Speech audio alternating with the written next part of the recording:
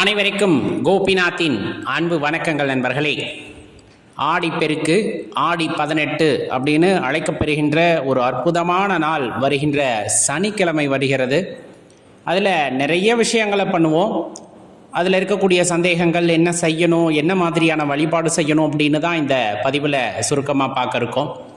இறைவனுடைய கருணையால் நல்ல மழை பெய்து நம்ம மேட்டூர் அணையும் நிரம்பி இருக்கிறது. காவிரியில் நீர் ஆர்ப்பரித்து வருகிறது. இந்த ஆடி 18 உண்மையாகவே மிகவும் சிறப்பான ஆடிப்பெருக்காக கொண்டாட இருக்கிறோம். அப்படிங்கும் போது மகிழ்ச்சி ஏற்படுகிறது. கண்டிப்பாக அருகாமையில் உள்ள ஆறுகளுக்கு சென்று அங்கும் வழிபாடு செய்யலாம். பொதுவாக காவேரிக்கு சீர் கொடுக்குற நாள் அப்படின்னு சொல்லப்படும் எங்கள் பகுதியில் எல்லாமே. முளைப்பாரி எடுத்து கொண்டு போய் விடுறது, அதே போல் திருமணம் ஆனவர்கள் இந்த ஒரு வருடத்துக்குள்ளே திருமணம் ஆயிருந்தாங்கன்னா அவங்க மாலைகளை எல்லாம் வச்சிருந்து இந்த நாளில் கொண்டு போய் அங்கே விடுவாங்க.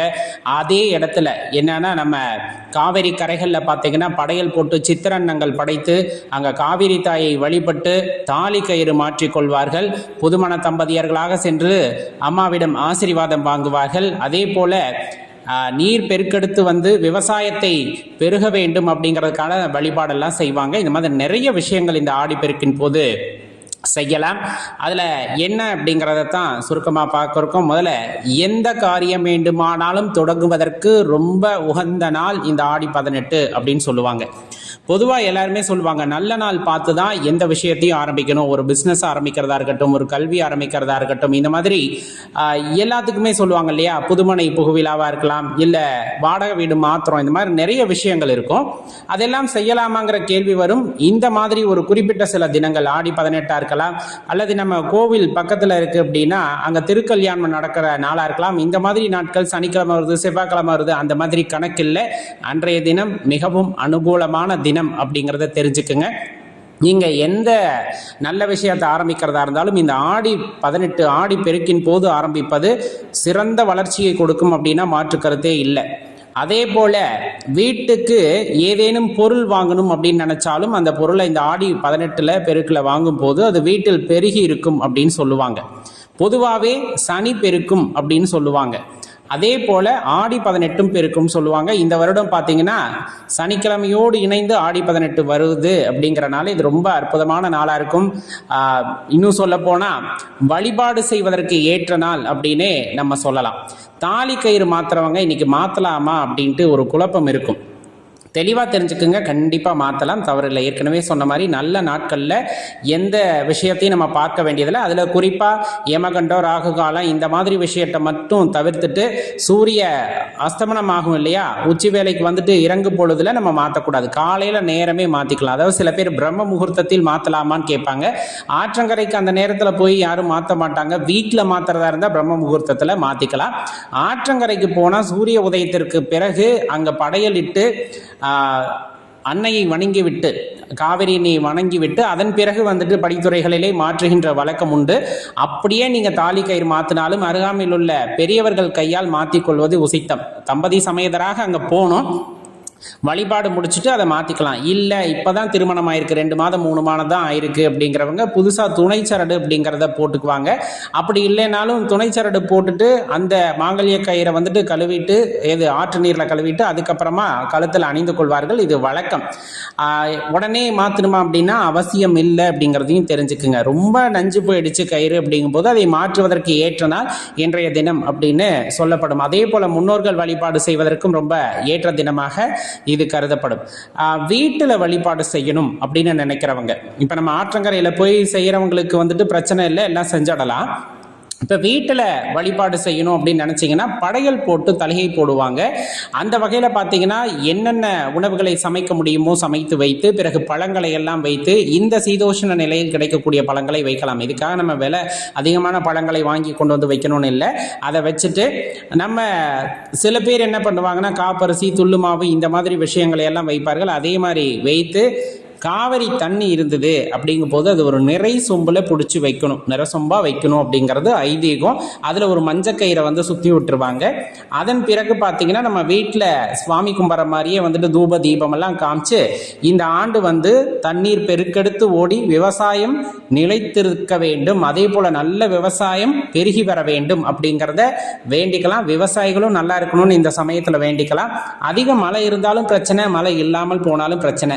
நீர் அளவோடு இருந்து வளமான வாழ்க்கையை நல்க வேண்டும் காவிரி தாயே அப்படின்னு அவங்க கிட்ட வேண்டிக்கலாம்.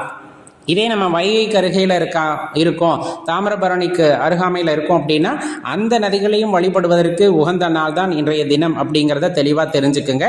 இந்த நாளில் அந்த வழிபாடு செய்யும் பொழுது இறைவனுடைய ஆசி அப்படிங்கிறது நமக்கு பூரணமாக கிடைக்கும் அப்படிங்கிறத மறந்துடாதீங்க. ஆடிப்பெருக்கில் என்ன வாங்கினாலும் பெருகும்.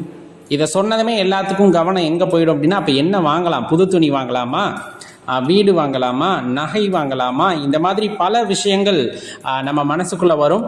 அடிப்படையாக எப்பவுமே சொல்றது பார்த்தீங்க அப்படின்னா விவசாய பொருட்கள் இந்த நாளில் வந்து வாங்க சொல்லுவாங்க. விதை நெல் வாங்குவாங்க, கம்பு, சோளம், இந்த மாதிரி இதெல்லாம் இந்த நாளில் வாங்கி அதை விதைக்கும் போது பெருகி வரும் அப்படிங்கிறது ஒரு ஐதீகம். நம்ம வீட்டில் இருக்கோம் அப்படின்னா நம்ம மளிகை ஜாமான் வாங்கலாம், தவறு கிடையாது. அதை அந்த நாளில் வாங்கும்போது அந்த வருடம் முழுவதும் பார்த்தீங்கன்னா நம்ம வீட்டில் உணவு பஞ்சம் ஏற்படாமல் அந்த தானியங்கள் எல்லாம் பெருகி இருக்க வேண்டும் என்று இறைவனை வேண்டிக் கொண்டு அன்றைய தினத்திலே வாங்கலாம். தங்கம் வாங்கிறது, வெள்ளி வாங்கிறது அவங்கவுங்க வசதியை பொறுத்து. ஏன்னா வாங்குறோம், அதுக்கப்புறம் அது பெறுகிறது நம்ம உழைப்பை பொறுத்தது அப்படிங்கிறது உங்களுக்கு நல்லாவே தெரியும். அடிப்படையில் என்ன வேணுமோ அந்த பொருட்களை வாங்குறது. இல்லை வீட்டுக்கு மகாலட்சுமி கடாட்சம் உண்டாகணும் அப்படின்னு நம்ம நினச்சோன்னா எப்பவும் போல் நம்ம என்ன வாங்கலாம்னா சுக்கிரனுக்குரிய அந்த கல்லுப்பை வாங்கலாம்.